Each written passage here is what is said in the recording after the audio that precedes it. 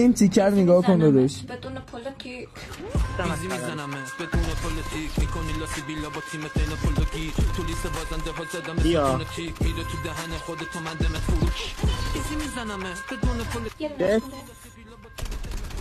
تمام. خب دیگه بعد من دارم اینجور شاتایی میزنم حمایت نمیشم، اون داره فقط 3 تا بات میزنه.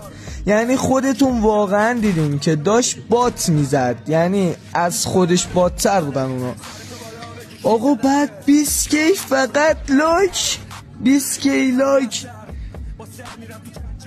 1,000,000 ویو. بابا به قرآن بسه، از اینا چرا باید حمایت کنیم وقتی سطح ندارن؟ بابا یکی که سطح داره حمایت کنیم به قرآن، اونی که واقعا ارزش حمایت شدن داره حمایت کنیم، نه اینا اصلا نمیدونن ویو و لایک چیه، اینا فقط میدونن حول هست، میاد یه دوتا فیس کم و هند کم و اینا میذارن که مثلا جذب فالوور میگیرن و یعنی اونی که داره با سطح پلی میده حمایت نمیشه.